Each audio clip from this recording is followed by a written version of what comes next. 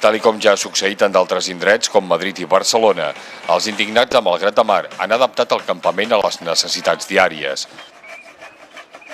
Instal·lat des de dijous al matí a l'Arbreda de Can Feliciano, el campament compta amb un rebost per al menjar i una petita cuina de butà. Tampoc hi falten els contenidors per a reciclar les deixalles. Els indignats de Malgrat de Mar dormen amb matalassos, damunt uns palets de fusta embolcallats amb una moqueta.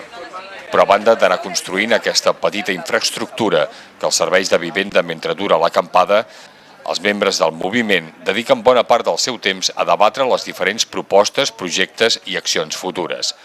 ¿Qué hacemos? ¿Un lema principal y uno para cada tema de debate? Yo creo que sí. Yo me gusta mucho no som antisistema, el sistema és anti-nosaltres, crec que és el que millor ens defineix. Bueno, el que passa és que també podríem pensar un altre lema, no? Sí, o poder un lema més constructiu, que és el que diu el títol. Una de les pròximes accions previstes és el fet de donar continuïtat a les cassolades en senyal de protesta per la situació política i econòmiques actuals.